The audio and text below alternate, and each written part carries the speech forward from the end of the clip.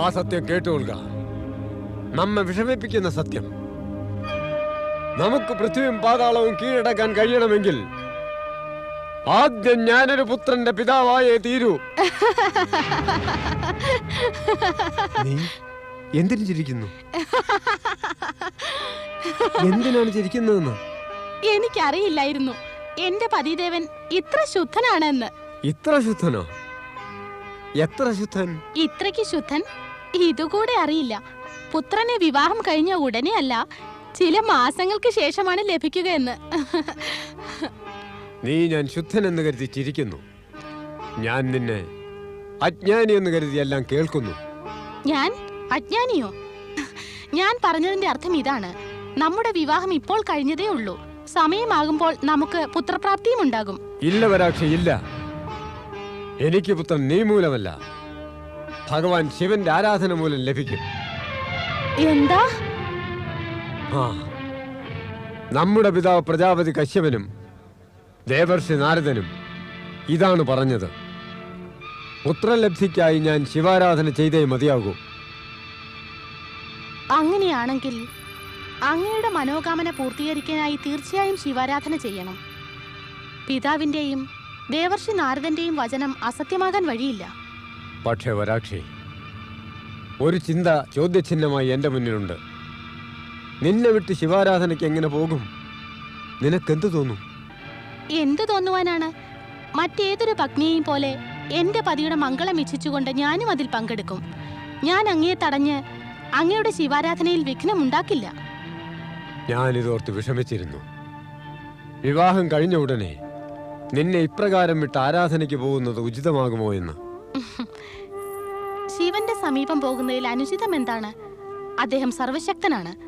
അദ്ദേഹത്തിന് മുൻപിൽ ഞാനും അങ്ങയും എല്ലാം ചെറുതത്രേ. അങ്ങ് സഹർഷം പോയാലും. ഇത്ര വലിയൊരു തീരുമാനമെടുക്കും മുൻപ് എനിക്ക് മാതാപിതാക്കളോട് ആലോചിക്കേണ്ടതുണ്ട്. എന്റെ വിചാരം അവർ അങ്ങയ്ക്ക് അനുകൂലമായി തീരുമാനമെടുക്കുമെന്നാണ്. കാരണം അങ്ങ് പ്രഭഭക്തിയും ആശീർവാദവും തേടി അവരെ ശരണം പ്രാപിക്കുകയാണ്. ഇല്ല, എനിക്കിത് സ്വീകാര്യമല്ല. അമ്മേ, പിതാവ് പ്രവചിച്ചതനുസരിച്ച് പുത്രപ്രാപ്തി ലഭിക്കാതെ എന്റെ ജൈത്രയാത്ര സഫലമാവുകയില്ല. പുത്രപ്രാപ്തിയോ തപസ്സനുഷ്ഠിക്കാതെ നേടാനുമാകില്ല. അതിനാൽ എനിക്ക് തപസ്സിന് പുറപ്പെടാൻ അനുമതി നൽകിയാലും. ഞാൻ കാണുന്നു ഋഷിവര, അങ്ങിപ്പോൾ പുത്രന്മാരെ ഭ്രമിപ്പിച്ച് ഇപ്പോൾ മൗനം ഭജിക്കുന്നു. അരുതമ്മേ, അരുത്. പിതാവിനെ എന്തിനു കുറ്റം പറയുന്നു? അതേ പ്രവചനം ദേവർഷി നാരദനും നടത്തിയിരുന്നു. പിതാവായാലും ദേവർഷിയായാലും എല്ലാവരും അന്യരെ ശ്രീഹീനരാക്കുവാൻ പരിശ്രമിക്കുകയാണ്. ദേവർഷി നാരദൻ ദേവന്മാരുടെ മിത്രമാണ്, നമ്മുടെ ശത്രുവും. ഇതാ നിന്റെ പിതാവ് പോലും. എന്തു പറയാനാ? ആ നാരദൻ ദൈത്യന്മാരോട് എല്ലായ്പ്പോഴും കാപട്യമേ പ്രവർത്തിച്ചിട്ടുള്ളൂ. എനിക്ക് അയാളുടെ പ്രവചനവും കാപട്യമാണെന്ന് തോന്നുന്നു. കുപിതയായി ദേവർഷി നാരദനെ കുറിച്ച് അപവാദം പറയുന്നത് ഉചിതമല്ല ദീദി.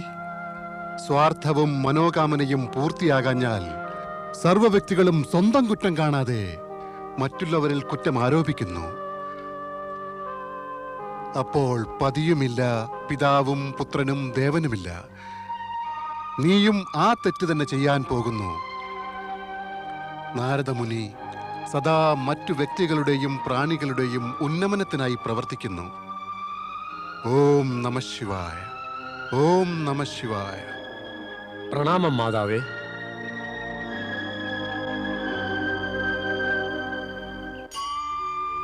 ദേവി പാർവതി, നമ്മെ ഇങ്ങനെ ശ്രദ്ധിച്ചു നോക്കുന്നത് എന്താണ്? ദേവാധിദേവ, അവിടുന്ന് ക്ഷിപ്രപ്രസാദിയായ ദേവനാണെന്നത് പ്രസിദ്ധമാണ്. സർവരുടെയും മനോകാമന പൂർത്തീകരിക്കുന്നു. എന്റെ ഇച്ഛ കൂടി പൂർത്തീകരിക്കണം ഭഗവാൻ. ഞാൻ സർവരുടെയും ഇച്ഛ പൂർത്തീകരിക്കാറുണ്ടെന്ന് പറഞ്ഞല്ലോ. അപ്പോൾ സ്വന്തം അർദ്ധാംഗിനിയുടെ ഇച്ഛ ഞാൻ പൂർത്തീകരിക്കാതിരിക്കുമോ?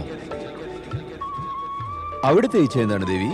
ഇപ്പോഴെന്റെ ഇച്ഛ ഗഗന സഞ്ചാരം ചെയ്തുകൊണ്ട് ആനന്ദക്ഷേത്രം കാശിയിലെത്തണമെന്നാണ്. കൈലാസത്തെ പോലെ കാശിയും അങ്ങയ്ക്ക് പ്രിയപ്പെട്ട നിവാസസ്ഥാനമല്ലേ? അവിടെ അനേകം ശിവഭക്തർ അങ്ങയുടെ പ്രത്യക്ഷ ദർശനത്തിനായി കൊതിച്ചിരിക്കുകയാണ്. അങ്ങ് അവരുടെ ഭക്തിക്കും മനോകാമനയ്ക്കും സമുചിത പ്രതിഫലം നൽകിയാലും. തീർച്ചയായും പോകാം ദേവി. നാം ദേവിയുടെ ഇച്ഛ പൂർത്തീകരിക്കാൻ സന്നദ്ധനാണ്. പക്ഷേ സ്വാമിൻ, നന്ദിക്കും ശിവഗണങ്ങൾക്കും നമ്മുടെ ഈ യാത്രയെക്കുറിച്ച് സൂചന നൽകേണ്ടതല്ലേ? അതിന്റെ ആവശ്യമില്ല.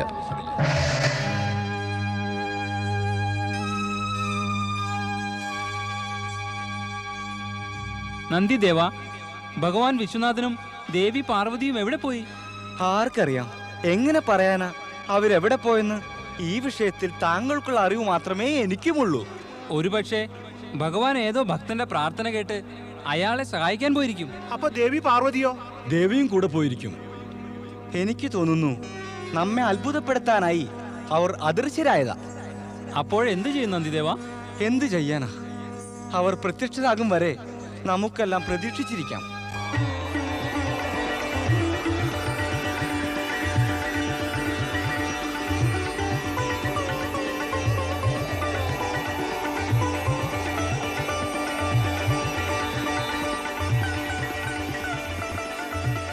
സ്വാമിൻ, നമുക്ക് കാശിയിൽ എത്തുന്നതിന് മുൻപായി മന്ദരാചലത്തിൽ അല്പസമയം വിശ്രമിച്ചുകൂടെ? തീർച്ചയായും. നാം നിശ്ചയിച്ചതാണല്ലോ ദേവിയുടെ ഏതൊരു ഇച്ഛയും സാധിപ്പിക്കാമെന്ന്.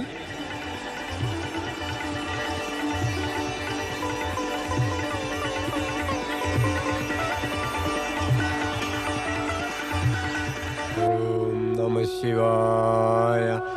ഓം നമഃ ശിവായ. ഓം നമഃ ശിവായ. ഓം നമഃ ശിവായ. ഓം നമഃ ശിവായ. ഓം നമഃ ശിവായ. ഹേ ശിവശങ്കര, ഞാൻ എന്റെ ഈ കഠിന തപസ് അവസാനിപ്പിക്കണമെങ്കിൽ താങ്കൾ എന്റെ തപസ്സിൽ പ്രസന്നനായി എനിക്കൊരു പുത്രനെ പ്രദാനം ചെയ്തേ തീരൂ. ഓം നമഃ ശിവായ. ഓം നമഃ ശിവായ. ഓം നമഃ ശിവായ. നാരായണ നാരായണ നാരായണ ശ്രീമൻ നാരായണ നാരായണ നാരായണ.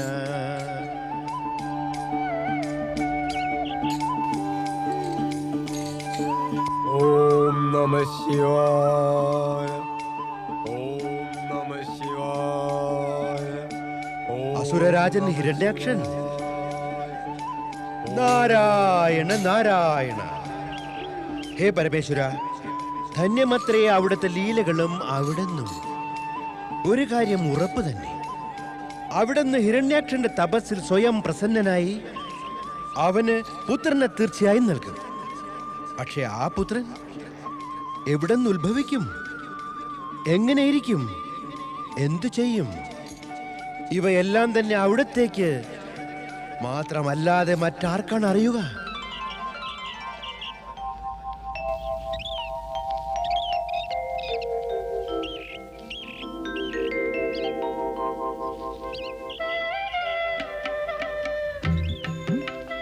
പറയൂ ദേവി, ഹിമാലയമോ മനോമോഹനം, അതോ മന്ത്രാചലമോ? ഹിമാലയം. കാരണം ഹിമാലയം ദേവിയുടെ പിതൃഗൃഹമാണ്. കാരണം അവിടെ എൻ്റെ പതിയുടെ ധ്യാനസ്ഥലമുണ്ട്, ഗൃഹവുമുണ്ട്. പിന്നെ പതിയുടെ ഗൃഹം സ്വന്തം ഗൃഹമല്ലേ?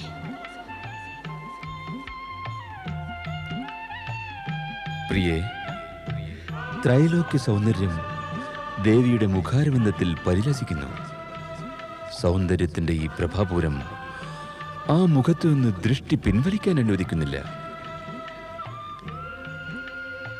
പ്രിയേ, നിന്റെ ഈ ഉൽപ്പല നേത്രങ്ങൾ പ്രേമാമൃതം നിറഞ്ഞ രണ്ട് സാഗരങ്ങൾ പോലെ കാണപ്പെടുന്നു. നിന്റെ ഈ പവിഴാധരം, അതിൽ വിടരുന്ന മനം മയക്കുന്ന മന്ദഹാസം അവ എന്നെ ഉന്മത്തനാക്കുന്നു. നിന്റെ ഈ മധുരവാണി എനിക്ക് സംഗീത തുല്യമാണ്. നിന്റെ ഈ സുന്ദര രൂപം, ഈ ലാവണ്യം, ഈ ആകർഷണീയത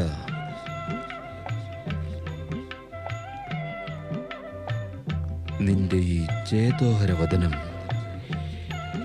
ഇവയെല്ലാം യുഗയുഗങ്ങളോളം ഹൃദയത്തിൽ വെച്ച് ആരാധിക്കാൻ മോഹം വളർത്തുന്നു.